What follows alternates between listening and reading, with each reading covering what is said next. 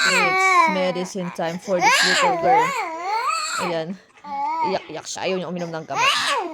Ganito talaga kami. Hi mga mi, nahihirapan din ba kayo magpainom ng gamot sa inyong mga toddler? So, ito yung natutunan ko dito sa TikTok. Meron ako ditong fresh milk. Tapos, syringe. Gamit tayo ng syringe.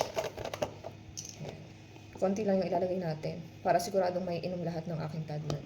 Diyos ko, lagi kaming pambunot pagpapainom ng gamot. So, kailangan kong makahanap ng alternative way para mapainom ko siya ng gamot. Inuubo siya, kaya kailangan niya uminom ng gamot. Alam nyo yun, kapag ka-toddler, talagang hindi nila kaya yung taste ng gamot. Kaya hindi pa nila alam yung kailangan uminom ng gamot. So, kaysa naman laging umiiyak ko papainom, why not? Ayan. Buti na lang talaga. Nakakita ko ng hack dito kay TikTok na ganito yung ginagawa ng ibang momshies. Hinahalo nila. Last time ang ginawa ko naman is Chucky. So, ito, yung pang-ubo niya. Iba talaga yung lasa nito. Kaya kailangan i-mix ko siya dito. Kanina, nainom na niya to. So, 3 times a day. Ganito yung ginagawa.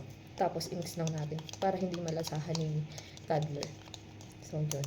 Tapos, pakita ko sa inyo mamaya na may inom nito. Siyempre, mga mi, dapat i-make sure natin na makukonsume lahat to ng aking toddler. Sayang naman ang gamot kung hindi niya mauubos. So, tara, painumin na natin.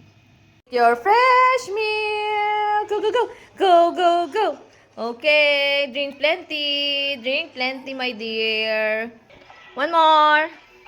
One more. So, kailangan talaga dapat aaluin natin para mapainom talaga siya. Hindi niya talaga nalalasahan na mayroon yun. Okay. Is it good? Yummy? Yummy, baby? Yay! Good job. One more. Ito, ayaw, sawak eh. So, make sure mga mi na hindi rin makikita ng mga toddler natin na ginagawa natin yung paglalagay ng medicine dito sa ating fresh milk. Or else, pag nakita nila yan, hindi na nila yan iinumin. Napakatatalino ng bata ngayon. I'm going to drink my milk. Konti na lang po. And go, Penny.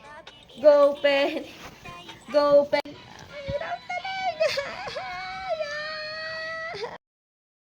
It's a success, mga mi. Naubos niya. After 1 hour. 1 hour kami nagpapainom ng ganito. Talaga. So, kung gusto niyo din ng ganong hack, do it now. Para, alam niyo na, hindi mahirap magpainom. Bye!